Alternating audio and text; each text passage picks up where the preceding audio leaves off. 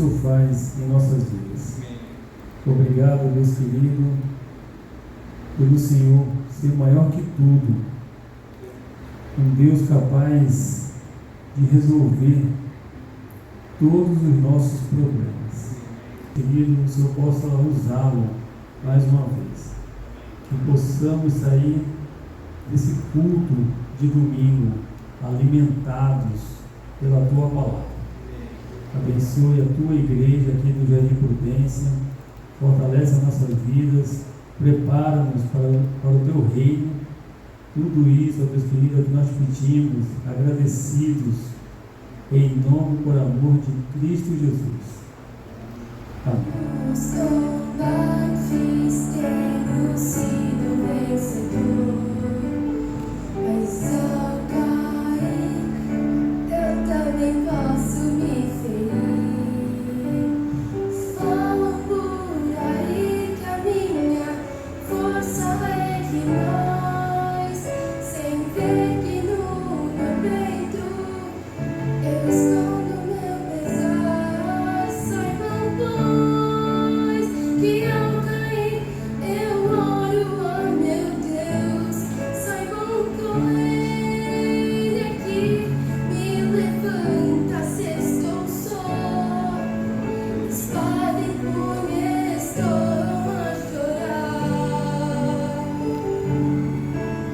pois dentro da armadura só menino há.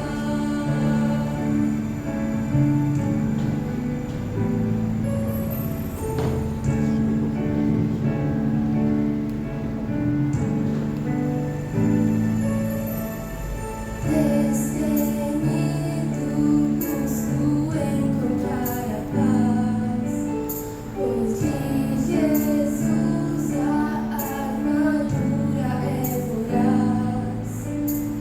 Falam por aí que a mim ninguém vai derrotar, sem ver meus inimigos que me tentam sem parar. Saibam, pois, que ao cair eu oro a meu Deus. Saibam que Ele é que me levanta se estou só. Espada e punho estou a chorar, pois dentro da armadura só menino há.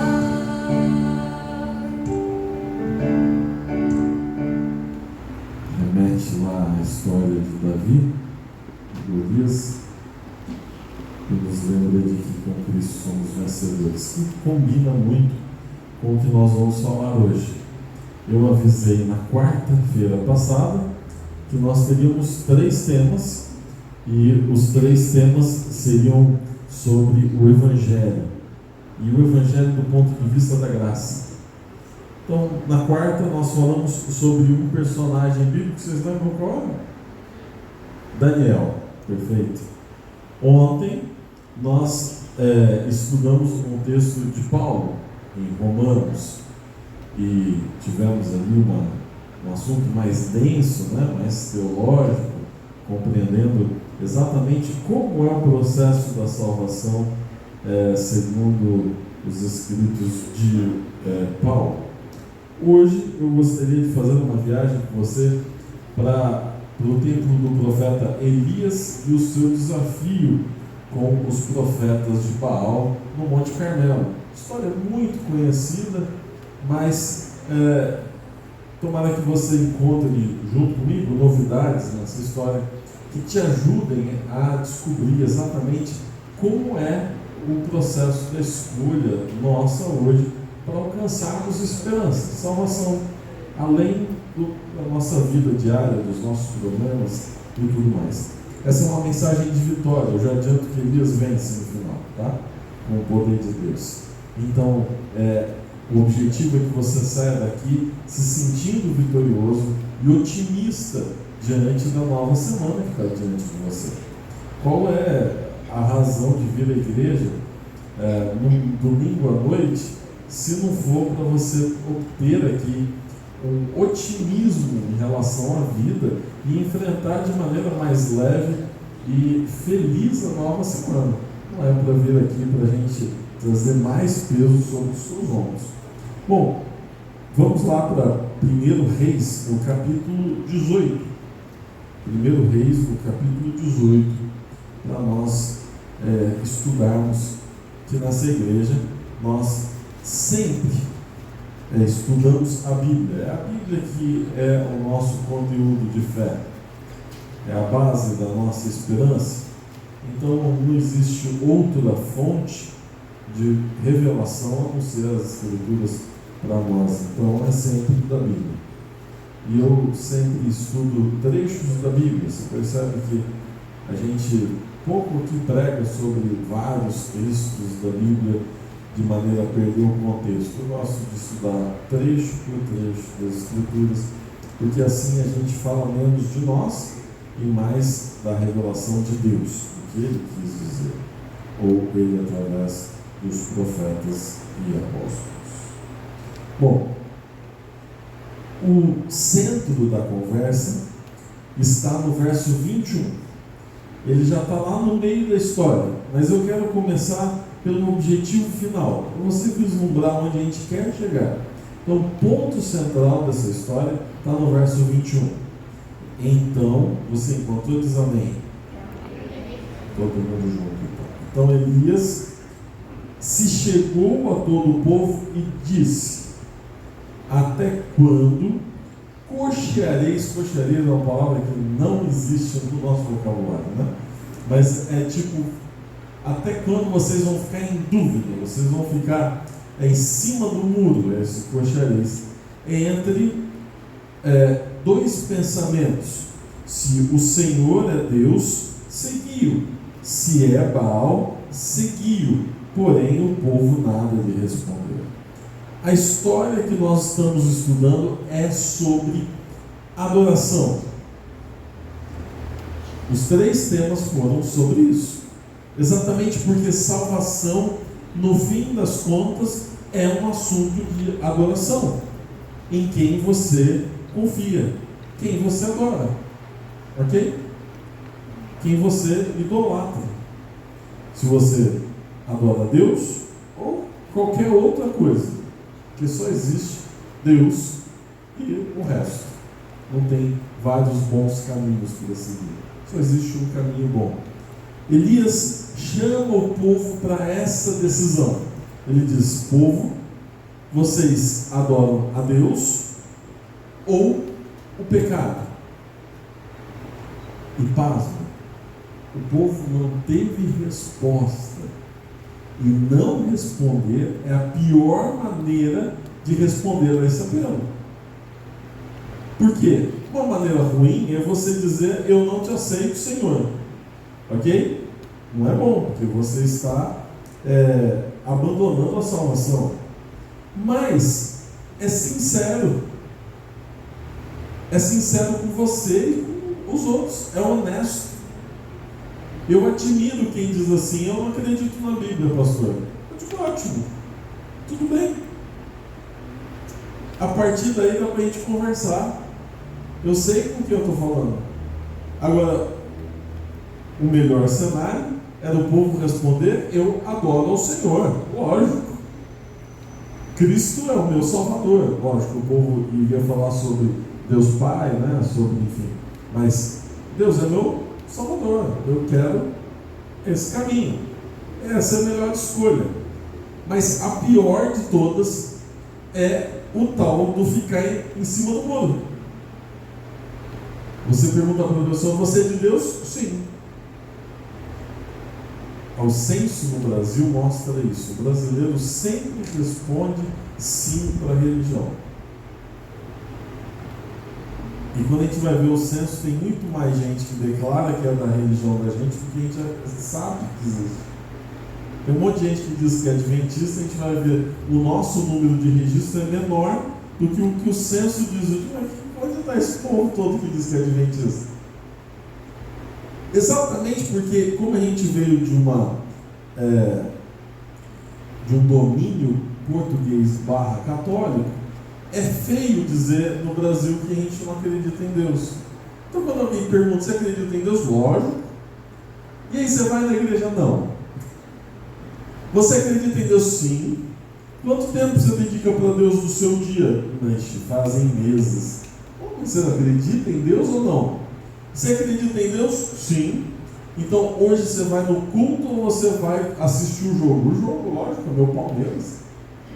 Eu usei o Palmeiras porque o time que está em alta. Não é o meu Palmeiras, tá? Para deixar claro, eu não abstenho desse assunto. Mas eu vou no jogo. Mas você acredita em Deus ou no futebol? Ah, pastor, a gente faz um pouco dos dois. Não é assim. Ou a gente tem a Deus como primeiro lugar da nossa vida, ou não. Ficar se equilibrando no eu quero aproveitar o que o pecado me oferece e ao mesmo tempo eu quero no fim alcançar a salvação. Isso não existe.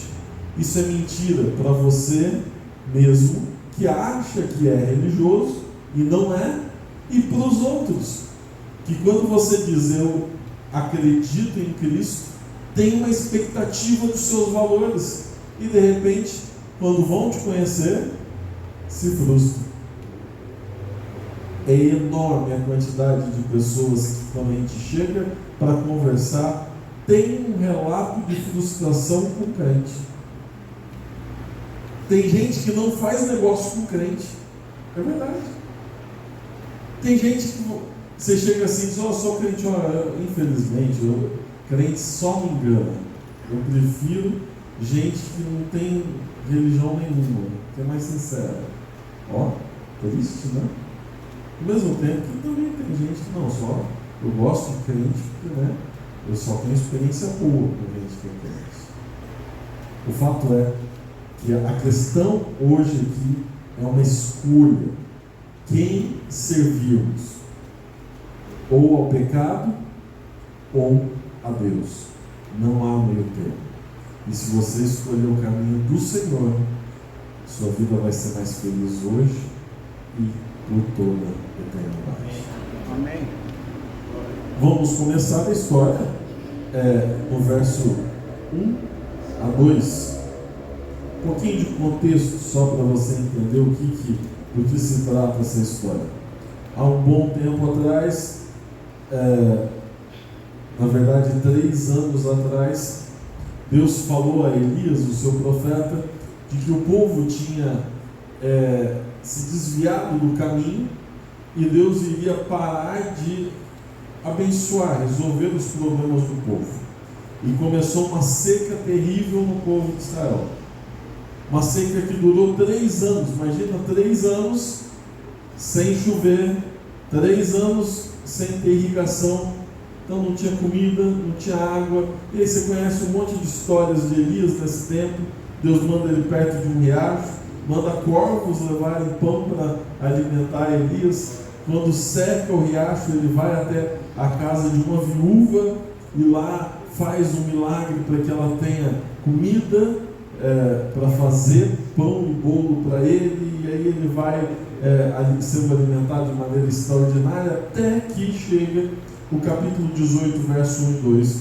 Muito tempo depois, veio a palavra do Senhor a Elias no 3º ano. Está vendo que tudo que eu conto de contexto está aqui na Bíblia, tá?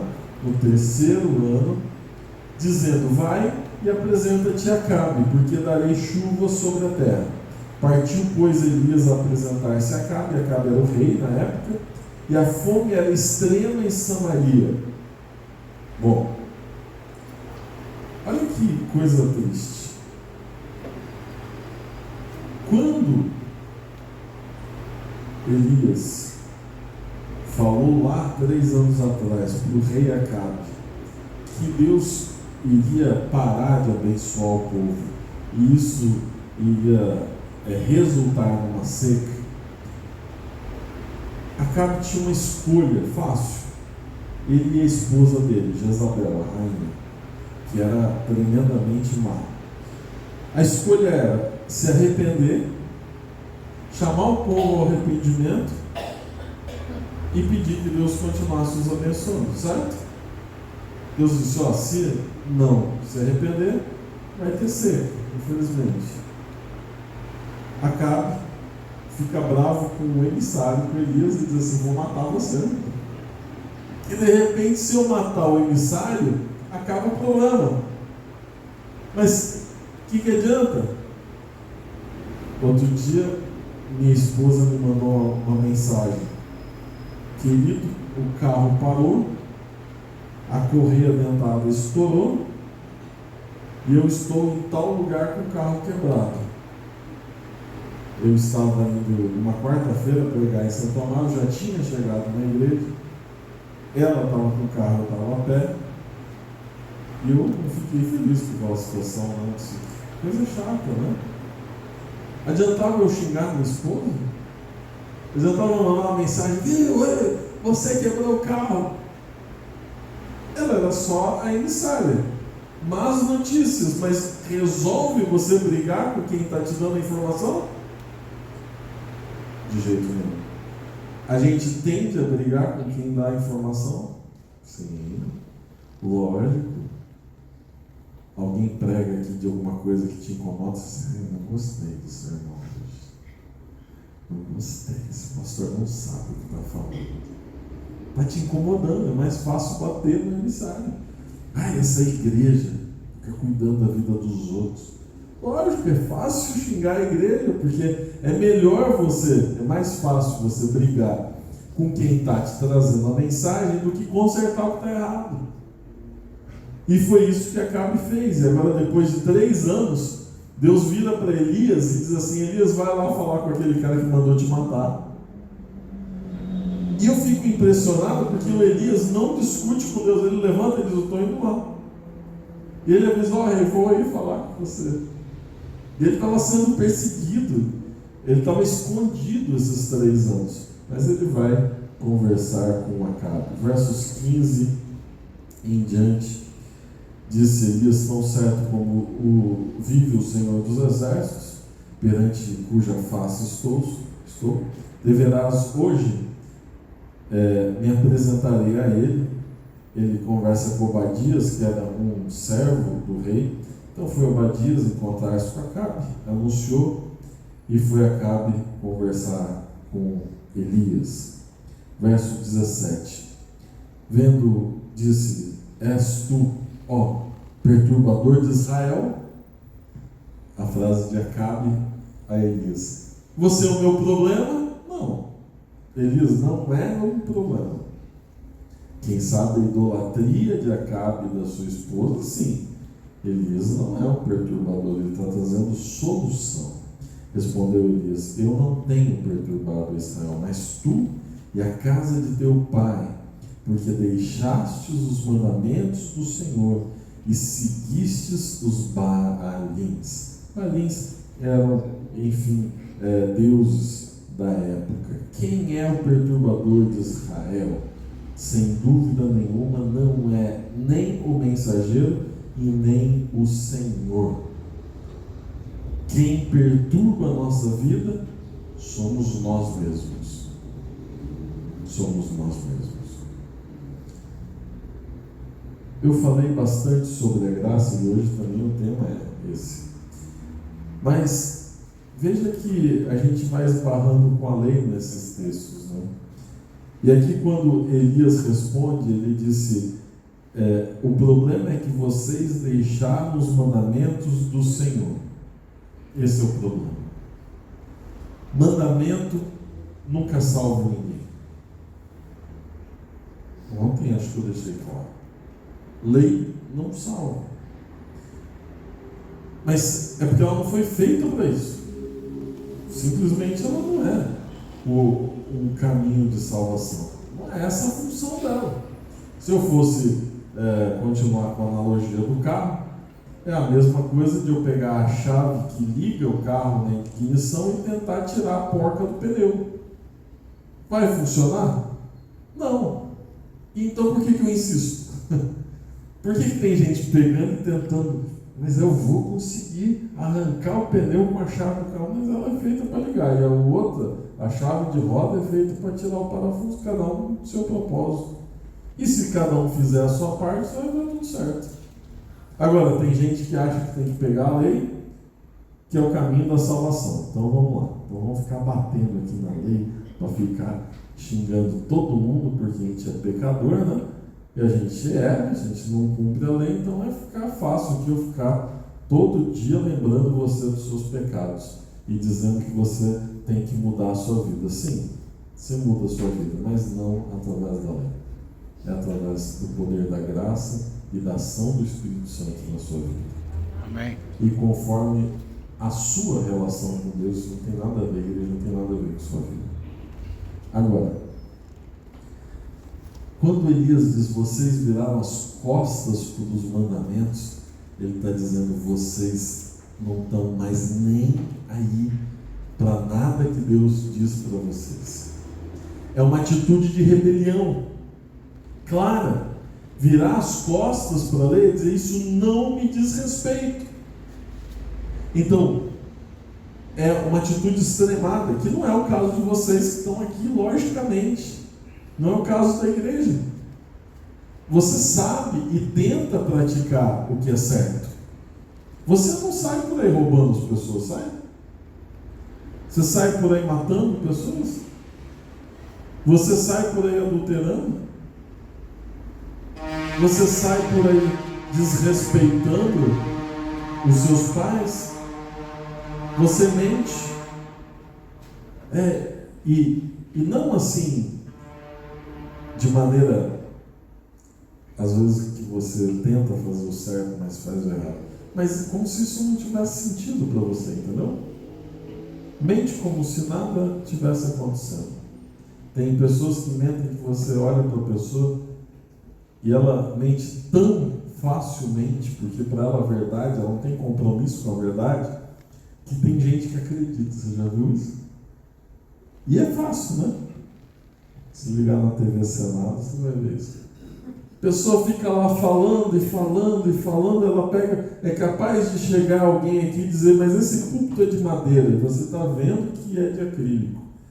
Mas ela fala com tanta vontade, ela te desafia tanto que você começa a dizer, mas será que esse acrílico foi feito de madeira? Esse é o caso de uma pessoa que abandonou o mandamento, virou as costas para ele. Não é o caso da pessoa que fala sempre a verdade, que tem um compromisso com a verdade, mas um dia ou outro lá se compromete com uma mentira, se arrepende, está lutando contra isso. É bem diferente. Ele às vezes vocês viraram as costas para os mandamentos, ou seja, vocês abandonaram a Deus, vocês se revoltaram contra Ele, o mandamento nem faz sentido para vocês. E eu vou provar para vocês que isso aconteceu na vida de Acabe e Jezabel. Verso 18.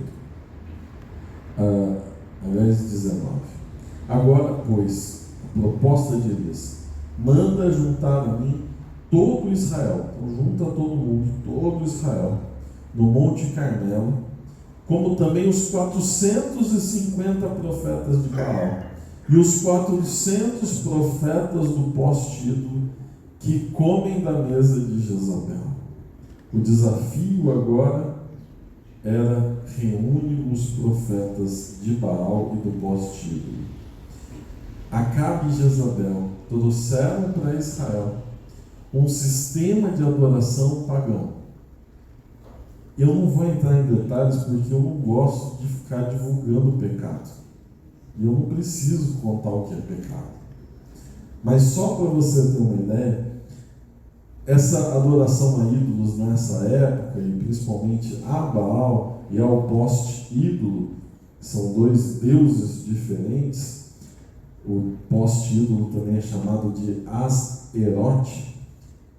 Esses dois sistemas de adoração envolviam sacrificar crianças recém-nascidas, envolviam um processo sistemático de prostituição desses profetas durante o culto, e tudo isso tinha como objetivo garantir produção da terra e fertilidade do povo.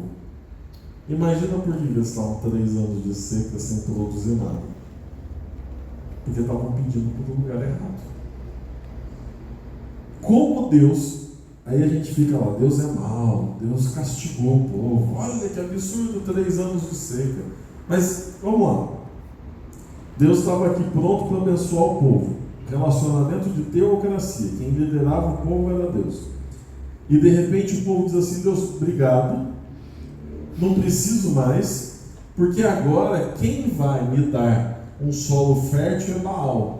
E como ele vai fazer isso? É que ele é meio nervoso e ele pede que eu mate crianças para ele. Absurdo. E para o povo se multiplicar, ter fertilidade, crescer, nascer muitas crianças, a gente vai fazer aqui um outro poste, que era realmente um poste. Tem até umas teorias de que boa parte de monumentos que tem nas cidades vem dessa linha aí, mas é outra coisa. E a gente vai aqui colocar um monte de prostitutas e o culto vai ser essa grande orgia aqui. Então a gente não precisa de você, porque a gente achou outra solução. O que você espera de Deus? Deus só disse: tá bom. Porque Deus não força nada, Ele não obriga. Ele disse: tá bom, então deixa Baal fazer. Só que Baal, pasmem, não existe. E adorar a ídolos não funciona, porque só existe um caminho de bênção, que é Deus. Todos os outros levam à destruição. Entende? A minha pergunta ao refletir sobre isso é: quem é Baal hoje? E aí alguns se focam e ganham milhares de likes e ganham muito dinheiro no YouTube fazendo discursos dizendo que, ok, a perversão sexual, quem sabe alguns tipos de pecado, material de mídia, quem sabe tal ação cultural, tal baile não sei aonde, tal não sei outra coisa que faz, isso aí é adoração a Baal. As baladas da vida, isso é adoração a Baal. Olha, gente, não, obviamente que não. Lógico que não. Que existe muita prática descontrolada do pecado em tudo isso, sim. Isso é Baal? Não. Isso é sintoma da doença. Isso não é a doença.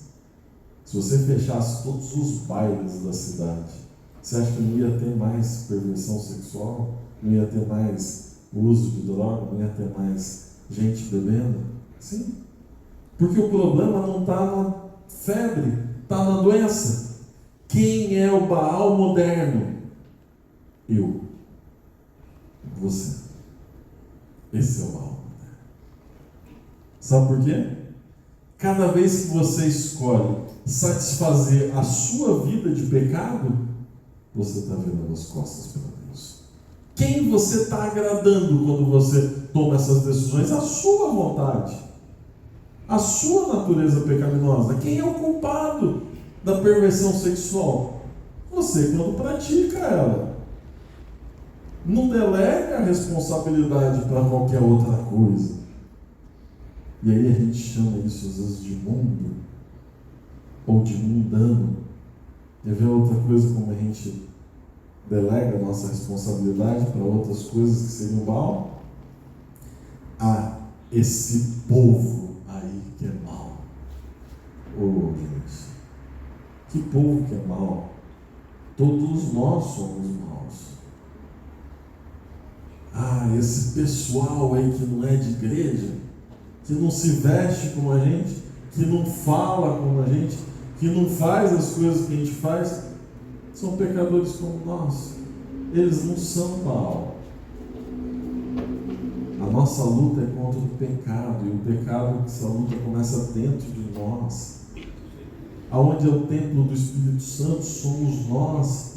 Aonde Deus tem que habitar é dentro de nós. Aonde estão as decisões, onde elas são tomadas, é na nossa mente. Então por que a gente fica tentando dizer que um monte de coisa longe de nós é o problema? Então vai, corre para lá que é o problema. E aí você fica disfarçando que o problema não é você. O problema da minha vida sou eu mesmo. Aonde tem que haver fortaleza agora é dentro das minhas decisões e do meu coração. Onde Cristo tem que reinar plenamente e não pode ter espaço para outro pensamento é dentro da minha mente. E eu só vou fazer isso se eu fortalecer isso em relacionamento com Ele constante.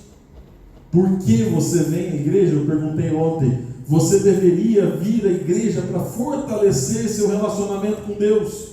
É para isso?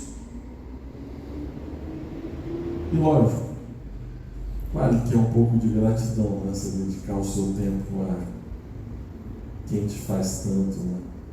Testemunhar sobre tudo que Deus faz, é devolver um pouco. Por isso que vir para sentar no banco e cumprir um horário, isso não faz sentido, nem venha para isso.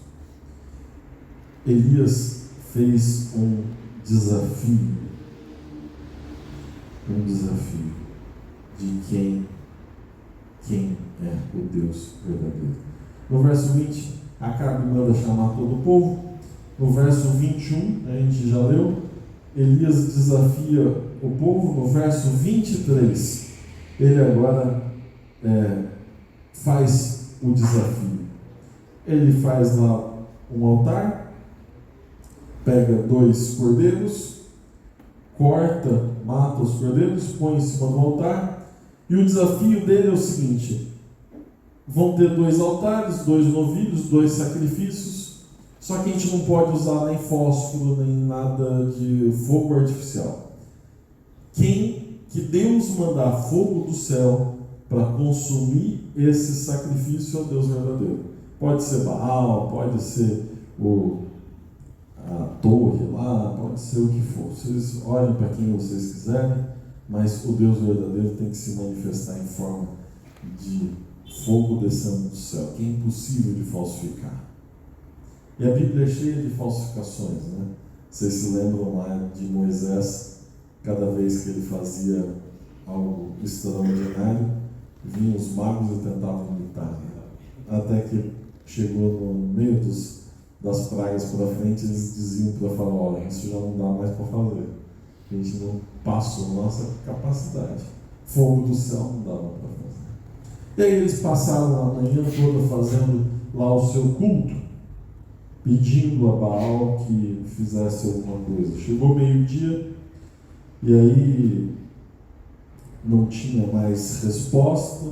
No verso 27, ao meio-dia, Elias começou a zombar deles, dizendo: clamai em altas vozes, porque Ele é Deus.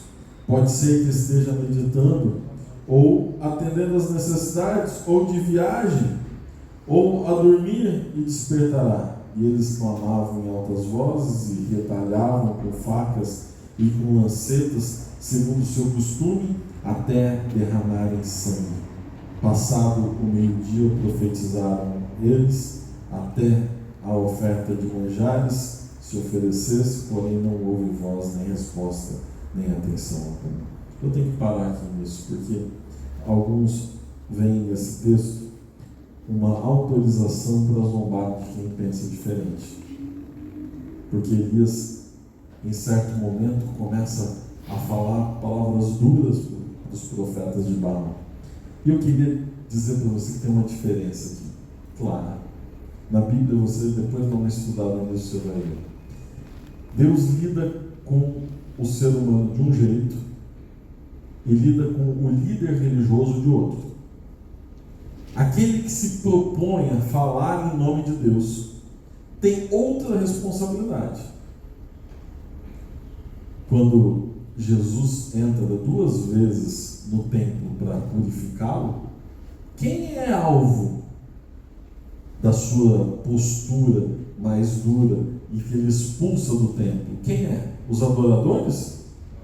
Não. Os líderes. Líderes religiosos usando o povo inocente para ganhar dinheiro. Você já viu isso em algum lugar? Ou só ficou lá no tempo de Jesus? Ou hoje em dia ainda tem? gente se aproveitando da inocência do povo para arrancar dinheiro ilícito. O que Jesus fez? Chicotinho e sai daqui, galera. Isso não faz sentido. Agora, para o adorador, o que ele faz? Ele senta na entrada do templo e vem as crianças e as famílias para adorar. Os mesmos que estavam no templo fazendo errado a adoração, mas os líderes Deus manda passear. O povo inocente vem que tem perdão. Cristo muitas vezes entrou em argumentação com fariseus, saduceus, com todo mundo que se dizia líder religioso, e ele enfrentou esse povo. Mas quando chegava para eles às 7 horas aqui, excelente. Mas para quê? Para ter tempo de qualidade. Mas a oração que você faz aqui, a oração que você faz na vigília, é a mesma. A oração que você faz de madrugada, de manhã, de tarde, de noite, mesma coisa. Para Deus é igual. Ah, pastor, então não pode orar de madrugada? Não fala isso. Se você consegue acordar de madrugada, se é um bom horário para você, porque eu acordo de vez em quando bem cedo. Hoje eu acordei super cedo. Tinha um evento lá de bombeiro lá na igreja de Santo Amaro. Acordei às 6 da manhã, porque domingo é cedo, né? Acordei, um silêncio, um tempo fresquinho, coisa maravilhosa para orar. Ou tempo bom, não tem essas músicas tocando lá nos bailão, não tem polícia na rua, silêncio, delícia. Se você quer orar nesse momento porque é bom para você, vai fundo. Se isso funciona na sua biologia, se isso dá certo para a sua rotina, show de bola. Agora, se alguém disser para você que se você não acordar de madrugada não vai dar certo, aí é profeta de Baal. Aí é outro tipo de adoração. Não é assim que a gente adora a Deus, não. Bom, logicamente que eles não conseguiram, então agora lá vai Elias. Elias junta o povo no verso 30, Elias constrói com 12 pedras do jeito que Deus tinha pedido que fizessem lá no templo de Elias, o lugar de adoração. Então levanta um altar que tinha sido destruído pelos profetas de Baal. E aí ele diz assim: além de tudo, a gente vai jogar água. Água é amiga de fogo? Por que Elias queria pôr água? Porque ele queria dizer o seguinte: aqui não tem nada de humano. Na salvação não tem nada de humano. É completamente divino. Mesmo que ele tentasse jogar fogo em cima, não ia dar certo. Porque nada que a gente fizer ajuda Deus a nos salvar. Quem salva o ser humano é Deus, não somos nós. Então Elias jogou água e cavou em volta para que ficasse uma lagoazinha em volta, para ficar encharcado mesmo aquilo, para ser impossível. Daí ele coloca a lenha, coloca o animal em cima, faz isso 2, 3 vezes, joga água em cima, e de repente no verso agora 36, lá está Elias diante disso, no devido tempo, para se apresentar a oferta de manjares. Aproximou-se o profeta Elias e disse: ó Senhor, Deus de Abraão, de Isaque e de Israel, fique hoje sabido que tu és Deus em Israel. A oração de Elias é: o Senhor é o meu Deus. A pergunta que o povo tinha ficado calado precisava de uma resposta. E a resposta está na oração de Elias: tu és o meu Deus. E ele continua: e que eu sou o teu servo, e que segundo a tua palavra fiz todas essas coisas. Não foi por ele, ele fez ouvindo a voz de Deus. Responde-me, Senhor, responde-me para que este povo saiba que tu, Senhor, és Deus e que a ti fizeste retroceder o coração deles. Então caiu o fogo do Senhor, consumiu o holocausto, a lenha, as pedras, a terra, e lambeu a água que estava ao redor do sacrifício. E vendo todo o povo, caiu de rosto em terra e disse: o Senhor é Deus, o Senhor é Deus. Deus está ansioso para operar milagres na sua vida. Deus quer operar grandes milagres na sua vida. E sabe qual que é o propósito dos milagres de Deus? É mostrar para a humanidade quem é Ele. Você é o outdoor da mensagem do Evangelho. A sua escolha não pode ser egoísta por Deus. Você não vai até Deus porque você quer ser salvo apenas. É porque você quer ser salvo junto com todo mundo. É isso que é a igreja. É o lugar onde a gente se junta com o mesmo propósito de compartilhar a experiência da salvação. Porque quando Deus opera milagres na nossa vida, nós estamos proclamando o Evangelho. Descer fogo do céu não era para provar que Deus era Deus. Isso aí, Deus é Deus e sempre foi, independente do que eu achar. Mas Ele precisava provar para o povo. Então Ele fez um milagre através de Elias. E Ele quer fazer um milagre na sua vida nessa semana. Amém. Esse milagre não é para que você tenha mais riqueza, para que você viva melhor aqui nesse planeta perdido. Não, nada disso. Milagres serão para que você testemunhe acerca dele, para que as pessoas vejam qual é o caminho certo. Para isso você tem que estar disposto. Para isso você tem que pedir para o Deus certo. Para de satisfazer o seu egoísmo. Para de satisfazer a sua autoimagem. Para de satisfazer aquilo que você quer. Deixa que Deus guie a sua vida. Para de olhar para a vida dos outros. É a sua vida que precisa ser transformada hoje, não é do seu vizinho. É hora de nós, de uma vez por todas, termos uma religião de verdade, baseada na salvação pela graça. Pastor, onde está a graça nessa história? A graça e a misericórdia de Deus está no fato de Elias sozinho, enfrentando 850 outros religiosos, e ele sozinho, por apenas uma oração. Os profetas de Baal, e veja que não eram, a gente vê a imagem, né, de 10 pessoas, 5 pessoas ali fazendo uma coisa. Você tinha quase 1000 profetas fazendo o culto deles lá, os trabalhados. E a gente acha que tudo precisa ser com grito, né? Ah, pastor, eu não vejo a manifestação do Espírito, porque a gente não vê gente gritando e pulando. Estavam lá, gritando e pulando por 12 horas seguidas. De manhã até o meio-dia, do meio-dia até o entardecer. Um monte de barulho, um monte de gente, um monte de espetáculo. De repente chega Elias e a solução vem em 2 frases. Uma oração. Porque Deus não está impressionado pelo que você pode fazer, mas pelo que você pode acreditar. Confia nele, entregue a sua vida e deixe que Ele opere milagres na sua vida nessa semana. Amém. Deus tem salvação para você. Tem mais uma música, sabe? Não? Então vamos ficar em pé e nós vamos orar ao nosso Deus.